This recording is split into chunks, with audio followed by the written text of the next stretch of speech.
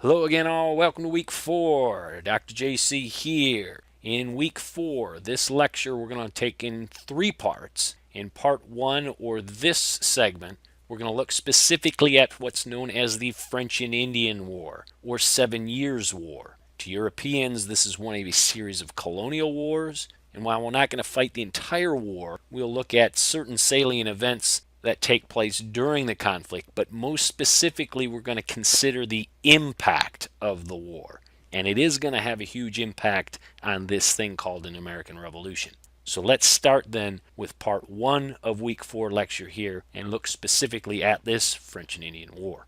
As mentioned at the outset, Europeans refer to these series of wars, starting in the early 1700s with this War of Spanish Succession, then there was this War of Polish Succession, then there was this War of Austrian Succession, then we have this 7 Years' War or French and Indian War, and eventually after this war we'll have the American Revolution. These are all considered America's colonial wars to Europeans, largely because if Europeans are fighting back in the old world, they're fighting in all their colonies and colonial possessions as well, which happens to be here in the New World or North America.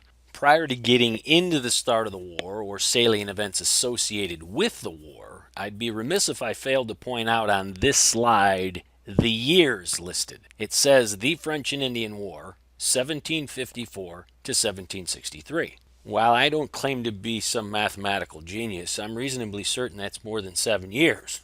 So what the hell's going on? Well, it's important to note that the fighting will start here in the Americas. In fact, George Washington's going to start the whole damn thing, all right? But it's going to take place for 9 years here in the Americas, hence the reason it's known as the French and Indian War here in the Americas. But fighting on the continent in Europe between the major European powers, the French, the English, the Prussians, there's Austrians and others, it's actually going to take place in 1756, so 2 years later, and actually be 7 years there in Europe. So Europeans refer to this as the 7 Years' War, Americans the French and Indian War.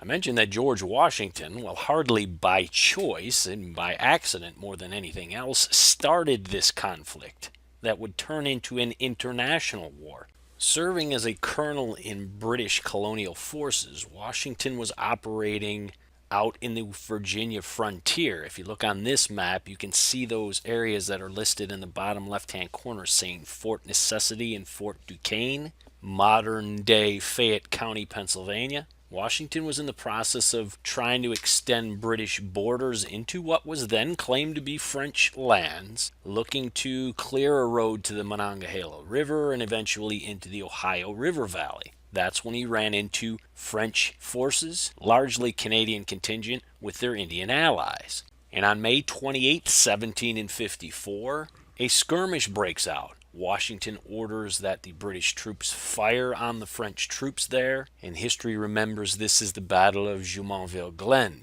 or the Jumonville Affair.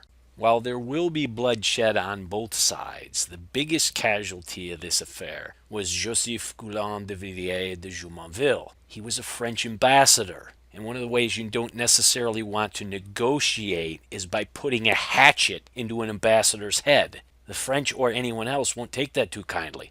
And while Washington likely didn't know Jumonville was an ambassador out there saying, "Yo, Brits, what are you doing? This is Frenchy land here," the fact of the matter is he was killed and brutally killed. And as a result of that, as you may well imagine, bada bing, bada boom, we got war. Anytime the Frenchies and the English have a chance to throw down, they're going to do so.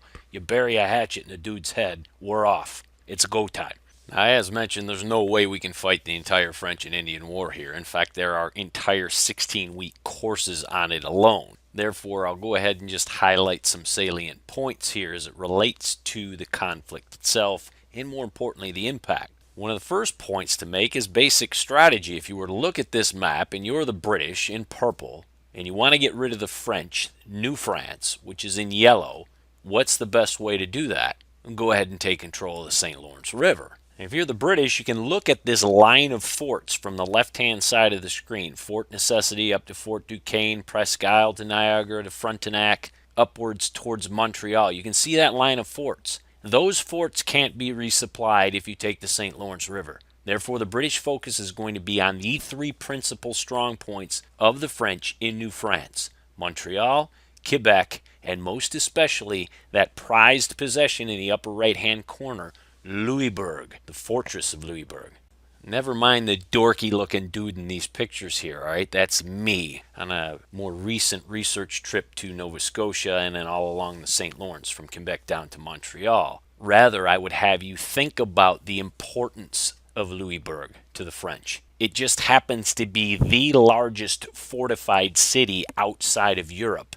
That should give us some idea of how important this fortress and this geographic location was for the French. The British understood that. You take this fortress, you can have control of the Gulf of St. Lawrence and the entire St. Lawrence River. You can cut off supplies. And therefore, naturally, the focus for the British was to do what? Take the fortress of Louisbourg to the British, or Louisbourg to the French. And the best way to do that, if you're the British, is in stages. So if you notice on this map in the upper right-hand corner, you'll see Halifax in purple. The British will establish a port and citadel there in Halifax, and it will be a base of operations for them to eventually go ahead and do battle against the French, which will take place in 1758. With British success at this siege of Louisbourg in 1758, two important things are going to happen here. First and foremost, the French are going to lose control of Quebec. And once you lose control of the Gulf of St. Lawrence and much access to the St. Lawrence River, you can't resupply Montreal. It's hard to resupply the forts to the interior. Fighting becomes major league problematic. With no provisions, no supplies, you can imagine what's happening to the morale of the men, right? Not good. Secondly, the British are going to raze the fortress of Louisbourg. And when I say raze, I mean you level it, burn it, end it. This is like Carthage at the end of the Third Punic War with Rome. You cease to exist, so no longer are you going to be a parasite in my side. You're gone. I squash you like a little freaking bug. And this fortress is now gone. The largest fortified city outside of Europe is gone. Imagine the impact of that. Thus, with Louisbourg gone, the French can't operate from a naval standpoint. They can't support their troops, and it allows the British then to do whatever they want to do. They can sail down the St. Lawrence, and they will, and travel overland, and they will, and conduct a siege on Quebec City. The famed fighting that takes place at the Plains of Abraham, where Montcalm and Wolfe, those same two generals depicted in Daniel Day-Lewis's The Last of the Mohicans film, Chingachgook, right? Well, Montcalm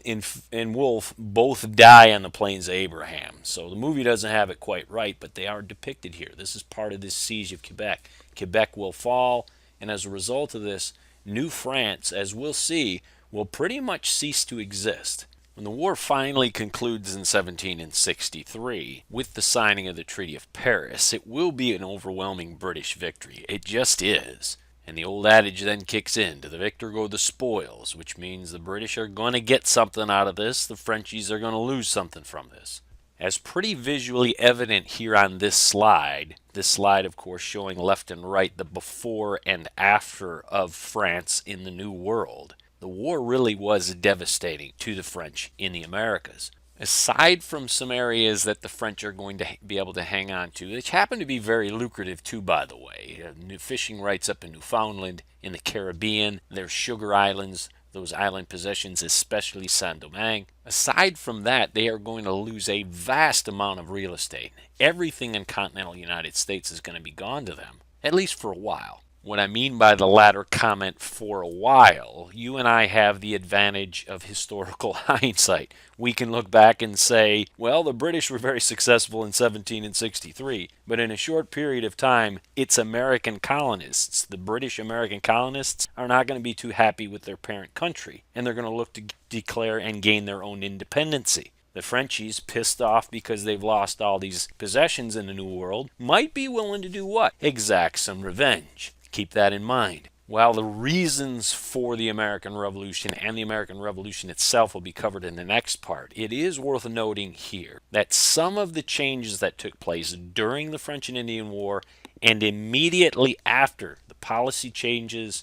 colonial rule, the decisions by a new king, George III, a young guy, and Parliament, are going to set America on this trajectory towards, we're sick of living under this roof. We're going to strike out on our own. Not only do you have a young king here, an individual in his 20s, that for all intents and purposes is the master of much of the world at this point. So that would lead to somebody's head getting pretty big. A lot of hubris, a lot of cockiness, to be sure. That aside, the British had accumulated a huge war debt. This cost a lot of money. It did. Waging war costs money. We know that. Somebody's got to pony up and pay for that. And as a result of Parliament having some discussions about what to do here, this was a pretty easy decision for them. The war started in America. The American colonists started the war. So ought not they pay for some of this? As part of this parliamentary discussion was the ongoing defense of the Americas as well. Look, it's not cheap to go ahead and build new forts or maintain large armies and navies in defense of peoples throughout your empire. Peoples, at least as it relates to British colonial America in this sense. Folks in London paid 20 times more taxes than the folks did in the Americas. So if you're from London, at what point do you start to say WTF, right? Why don't you tax the British colonial Americans some for their own defense? So you can see the pressure that would be put on parliamentarians here. And as a result, British colonial policy had to change. The changes that are going to come down the pike from the British Parliament and Crown aren't just going to be economic. They're not. In fact, the more immediate impact on British American colonists was their ability to move west. The West, for most colonial British Americans, meant opportunity. Hell, we still remember the expression, "Go west, young man," as meaning what? A way for you to go ahead and strike out on your own, improve your station in life, build yourself your own little empire, make yourself your own king or queen. The West could be won, and if you won the West, you would what? Better your life, better society. And for almost 150 years, the British colonial Americans could do what they want. They could go where they wanted. Yet in 1763, there's going to be a change in British colonial policy. I want you to look on the right-hand side of this slide here. You'll see a little red line there. That little red line is the Proclamation of 1763. A pretty big deal. The proclamation basically said this: American colonials will not be able to go west of this line after 1763. Period. You're not. You can't go there. From a British perspective, 1,000 miles away and an ocean away, this made good sense. To continue to allow individuals to move west, they're going to run into French settlers that are there, and they're definitely going to run into native peoples. And on both of those fronts, native peoples and or French, it's cost a lot of blood, treasure, and toil. We have to build new forts, we have to send more troops, so on and so forth. So rather than allow American colonists to go in there willy-nilly, create more wars, start more wars, create more conflict, we're going to do this in a measured way. And starting in 1763, you're not going to be moving across this line until we tell you you can do so. Period. Yet for all the good sense this makes from an administrative standpoint, the guys in their white shirts on the other side of the wall sitting in their little cubicles explaining to the rest of us how it is we're supposed to do our jobs and live our lives every day, that makes good sense. The problem with that is there's a disconnect. And this policy here is going to start to reveal a true disconnect between Parliament and the Crown and the people's will, at least here in the Americas and by extension perhaps throughout the entire empire. Think about how this fell on Americans. Not only is this line in some ways limiting my economic opportunity, limiting my ability to rise, this is infringing upon my freedoms and my liberty. I often use the example in class. I'll use it here too. Think about it in this regard. You're a freshman in high school. Your parents are going to let you stay out till 2 in the morning. You don't have to phone call. You don't have to text, nothing. Just go do your thing. Have a good time. I'll see you at 2.